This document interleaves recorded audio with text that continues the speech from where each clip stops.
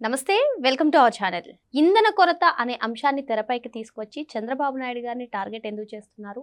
ఒక్క సజ్జల రామకృష్ణారెడ్డి కాదు, అటు షర్మిల చూసుకున్నా, విజయసాయిరెడ్డి చూసుకున్నా, జగన్మోహన్ రెడ్డి గారు కూడా ట్వీట్ వేశారు. మరి ఈ అంశాన్ని చంద్రబాబు నాయుడు గారితో ముడిపెట్టడాన్ని ఏ విధంగా చూడాలి తెలుసుకునే ప్రయత్నం చేద్దాం. దీన్ని విశ్లేషించేందుకు మనతో పాటుగా ఉన్నారు సీనియర్ జర్నలిస్ట్ డివి శ్రీనివాస్ గారు. నమస్తే సార్. నమస్తే సార్, అసలు ఏపీలో చంద్రబాబు ప్రభుత్వం లేకపోతే బాగుండేది, అసలు విజన్ అని చెప్పుకునేటువంటి చంద్రబాబు ఈ ఇంధన కొరత సమస్య పైన సమాధానం చెప్పాలి అంటూ సజ్జల రామకృష్ణారెడ్డి ప్రెస్ మీట్ ఓ పక్క, జగన్మోహన్ రెడ్డి గారు కూడా దోచుకుంటున్నారు, కూటమి నేతలు అటు డీలర్లు కుమ్మక్కై దోచుకుంటున్నారని ఒక ట్వీట్. ఇక షర్మిల అయితే మీ చేతిలో ఉన్నది గుండా, అది బండా, అసలు రైతులను మోసం చేస్తున్నారు అంటూ షర్మిల. విజయసాయిరెడ్డి కూడా, వీరందరూ కూడా ఇప్పుడు ఇంధన కొరత సమస్యను తెరపైకి తీసుకొచ్చి దాన్ని చంద్రబాబు నాయుడు గారికి ఆపాదించడాన్ని ఎలా చూడాలంటారు? అసలు ఇన్నాళ్ళు శవాల మీద పేలాలు ఎరుకున్నారు, ఇప్పుడు ఆయిల్ బంకుల మీద పేలాలు ఎరుకుంటున్నారా? అంటే ఇది సహజ సిద్ధంగా వచ్చిన సమస్య, కృత్రిమంగా సృష్టించిన సమస్య.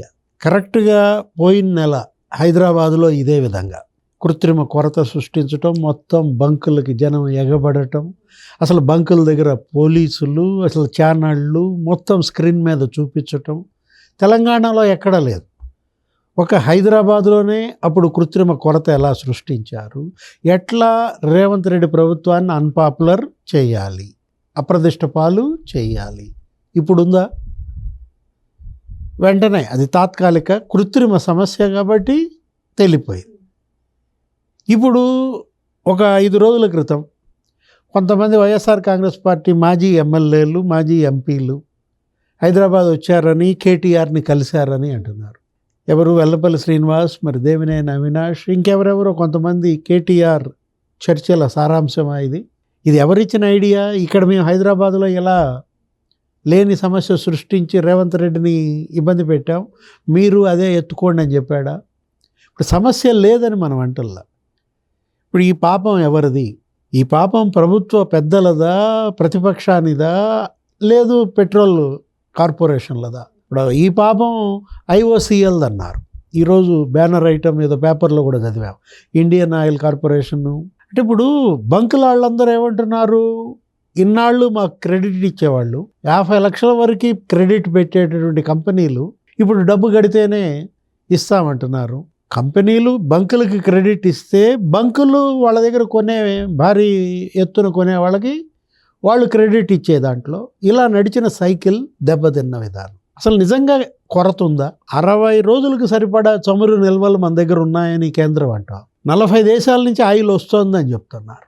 అంటే దేశంలో మరి ఏ రాష్ట్రంలో లేని సమస్య ఆంధ్రప్రదేశ్లో ఎలా వచ్చింది? ఎవరు పుట్టించారు? ఇప్పుడు వీళ్ళందరూ ఒక్కసారిగా ప్రెస్ మీట్లు పెట్టడం, ట్వీట్లు చేయడం, వీటి వెనక రాజకీయ లాభాలు కనపడుతున్నాయి. ఇప్పుడు నిజంగా సమస్యని ఈ ప్రభుత్వం ఎలా స్పందించింది, ముఖ్యమంత్రి ఎలా స్పందించాడు?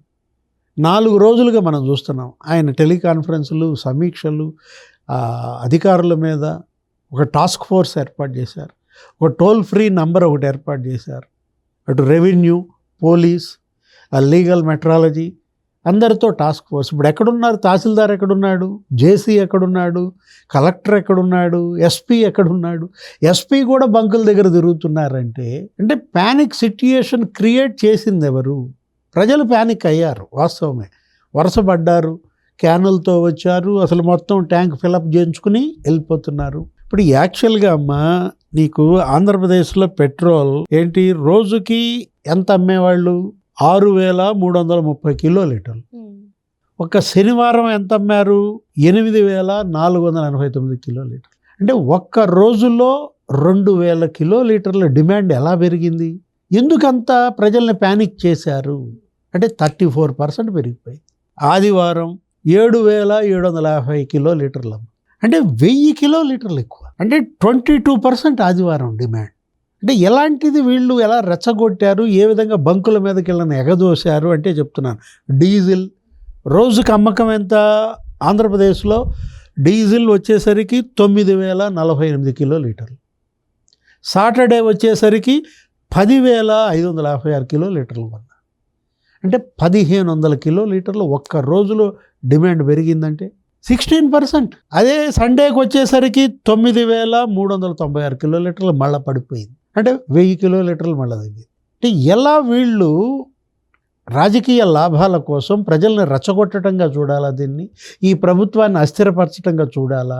అంటే దీనికి విజన్కి ఏమైనా సంబంధం ఉందా? విజనరీ లీడర్ అసలు ఎవడికి వాడు ఆ విధంగా మాట్లాడటం, చిలవలు పలవలు చేసి, అంటే ఆయన అవహేళన చేస్తే, వెటకారం చేస్తే పెట్రోల్ డీజిల్కి విజన్కి ఏంటమ్మా సంబంధం? అంటే బంకుల్లో పెట్రోలు డీజిల్ ఇవ్వలేనాడు పెట్టుబడులు తెస్తాడా? కంపెనీలు రాబడతాడా? అడుగు గూగుల్ వాళ్ళని. ఇప్పుడు ఈరోజే గూగుల్ డేటా సెంటర్ ఇవాళ విశాఖపట్నంలో బ్రహ్మాండంగా కేంద్ర మంత్రి అశ్విని వైష్ణవ్, ముఖ్యమంత్రి చంద్రబాబు శంకుస్థాపన చేస్తే, అంటే దానికి దీనికి మనం పోల్చటం కాదు. అంటే ఎట్లా ఈ ఒక్క సమస్యను అడ్డం పెట్టుకుని ఇదంతా దోచుకుంటున్నారంట.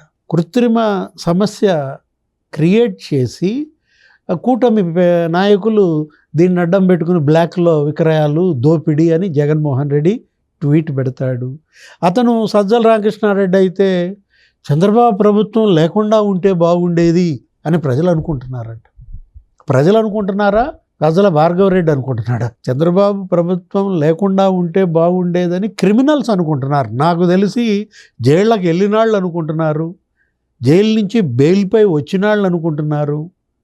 చెవిరెడ్డి భాస్కర్ రెడ్డి అనుకుంటున్నాడు, మిథున్ రెడ్డి, లేకపోతే జోగి రమేష్, అంబటి రాంబాబు, వీళ్ళు అనుకుంటున్నారు, జనం అనుకోవటల్లా. ఇక్కడ ఇదే మనం అంటోంది అదే. ఏది ఇప్పుడు ఆ శాఖ ఇప్పుడు తెలంగాణకు తెలియదు, ఆంధ్రప్రదేశ్లో కొరత ఇప్పుడు తెలంగాణలో కూడా వచ్చి పడ్డారు, ఇక్కడ కూడా బంకుల్లో దొరకటల్లా.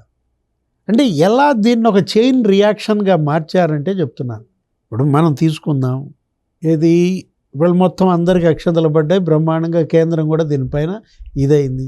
అతను సజ్జల రామకృష్ణారెడ్డి ఏమంటాడు, అమరావతి పనుల కంట పెట్రోల్ డీజిల్ కావాలని ఆయన లేఖ రాశాడంట అక్కడ అధికారి, అందుకని ఇక్కడ ఆపారంట అమరావతి. విశాఖపట్నంలో ఎందుకు వచ్చింది కొరత? తిరుపతిలో ఎందుకు వచ్చింది కొరత? ఇప్పుడు మొన్నటిదాకా 40 బంకులు మూత అన్నారు, అది ఇంకా 600కి పెరిగింది అంటున్నారు. అంటే 40% బంకులు ఇవాళ విక్రయాలే జరుగుతున్నాయి. ఎట్లా ఈ సమస్యను ప్రభుత్వం సాల్వ్ చేసింది? ఒక టాస్క్ ఫోర్స్ పెట్టింది, ఒక టోల్ ఫ్రీ నెంబర్ పెట్టింది, మొత్తం అధికార యంత్రాంగం అంతా అక్కడికి వెళ్ళింది. సాక్షి ఛానల్లోనేమో నెగిటివ్గా చూపిస్తారు, ఓ కిటకిటలాడుతున్నట్టు, కొట్టుకుంటున్నట్టు. ఇక్కడ మనం ఏబిఎన్, ఈటీవీ, ఈ ఛానల్స్ చూస్తుంటే బ్రహ్మాండంగా డిసిప్లిన్డ్గా జరుగుతుంది. పోలీసులు ఉన్నారు, ఎంత కావాలో అంత కొడుతున్నారు, రైతులకి కూపన్లు ఇచ్చి మరీ కొడుతున్నారు. అంటే దీన్ని అడ్డం పెట్టుకుని రాజకీయ లాభాలు పొందాలని చూడకూడదు. చేతనైతే మీరు కూడా వాలంటీర్గా అక్కడ పనిచేయండి, అక్కడ ఉన్నటువంటి ఆ క్యూ లైన్లలో వచ్చేటట్టుగా చూడండి. ఎందుకంటే అధికార యంత్రాంగం వాళ్ళే ప్రశంసిస్తున్నారు. అరే రెవెన్యూ, పోలీస్ బ్రహ్మాండంగా అక్కడికి వచ్చి తహసీల్దార్, డిప్యూటీ తహసీల్దార్ క్యూ లైన్లలో వాళ్ళందరినీ నుంచోబెట్టి కొట్టించి అందరికి కావాల్సింది ఇప్పుడు 300, 500. ఒక రకంగా ఏంటంటే లేని సమస్యని క్రియేట్ చేసింది ఎవరు? దాన్ని అడ్డం పెట్టుకుని చిలవలు పలవలుగా చేసి ప్రజల్ని ప్యానిక్ చేసింది ఎవరు? తద్వారా రాజకీయ లాభాలు పొందాలని చూస్తోంది ఎవరు? ప్రజలకు తెలీదా? ఇప్పుడు నఖసిక పర్యంతం మీ కదలికల్ని చూసేది ఆ కళ్ళే. బాధ్యతగా మెలిగితే ఆ కళ్ళు మిమ్మల్ని మెచ్చుకుంటాయి, ప్రజల కళ్ళు. మీరు గనక దీన్ని అడ్డం పెట్టుకుని ఈ కుట్రలకు పాల్పడినా, ఇక్కడ ప్రభుత్వాన్ని ఇబ్బందులు పెట్టినా అదే కళ్ళు ఉగ్ర రూపం అవుతాయి. అది తెలుసుకోవాలి. సజ్జల రామకృష్ణారెడ్డి ఇప్పుడు భార్గవరెడ్డి ఏదో స్టేషన్ల చుట్టూతో తిరుగుతున్నాడు. అతనేంటి ఆ సోషల్ సైకో, అదేంటి ఆ పోస్టులు, సుప్రీంకోర్టుకు కూడా వెళ్ళాడు. ఏమి మధ్యంతర బెయిలు రాని పరిస్థితి. పూడి శ్రీహరికి కూడా తిరగొట్టినట్టున్నారు. ఈ కేసుల్లో వాళ్ళు అటు ఇటు స్టేషన్లకు చుట్టూతో తిరుగుతుంటే రామకృష్ణారెడ్డికి పాపం ఇక ఈ ప్రభుత్వం ఎందుకు అంటున్నాడా? అంటే నీ కొడుకు బాధ నీ బాధ లేదు, జనం బాధ నీ బాధ అయితే జగన్మోహన్ రెడ్డి ఎక్కడున్నాడు? లండన్ వెళ్ళిపోతాడా? ఇప్పుడు అసెంబ్లీ రేపు పొద్దున ఏదో ప్రత్యేక సమావేశాలు పెడుతున్నారంట, వెళ్ళండి దానికి. అక్కడ వెళ్ళి మొత్తం అక్కడ ధ్వజం ఎత్తండి. అబ్బే దానికి మాత్రం వెళ్ళరు, ప్రెస్ మీట్లు మాత్రం పెడతారు. అంటే ద్వేషం పుట్టించటం, విషం ఎక్కించటం, ఇది తప్ప మీకు మంచి ఇది అసలు కనిపించదా? ఒకవైపేమో పెట్టుబడులు వెల్లువెత్తుతున్నాయి, ఉపాధి కల్పన జరుగుతోంది, ప్రభుత్వాన్ని ప్రశంసలతో ముంచెత్తుతున్నారు. కేంద్ర మంత్రి అశ్విని వైష్ణవ్ వచ్చి ఏమన్నాడు? కరెక్ట్గా 25 ఏళ్ల క్రితం సైబర్ టవర్స్ కట్టాడు, సైబర్ టవర్స్ చుట్టూతో సైబరాబాద్ అనే ఒక నగరమే నిర్మింపబడింది. ఇప్పుడు ఇక్కడ ఈ విశాఖపట్నంలో ఇవాళ పెడుతున్నటువంటి artificial hub, AI data hub విశాఖపట్నాన్ని ఏఐ పట్టణంగా మారుస్తుంది అని ఇవాళ అసలు ఈ ప్రభుత్వం, ఈ ముఖ్యమంత్రి ఇంత ప్రశంసలు వెల్లువెత్తుతుంటే దీన్ని అడ్డం పెట్టుకుని ఆంధ్రప్రదేశ్ ఇమేజ్ని డ్యామేజ్ చేస్తే, ఇక్కడికి వచ్చే పెట్టుబడులు రాకుండా చేయాలని చూస్తే ఎవరికి లాభం? ఇటు రాష్ట్ర ప్రయోజనాలు, ప్రజా ప్రయోజనాలు ఎవరు కోరుకుంటున్నారు? ఏ పార్టీ కోరుకుంటోంది? ఏ పాలకుడు కోరుకుంటున్నాడు?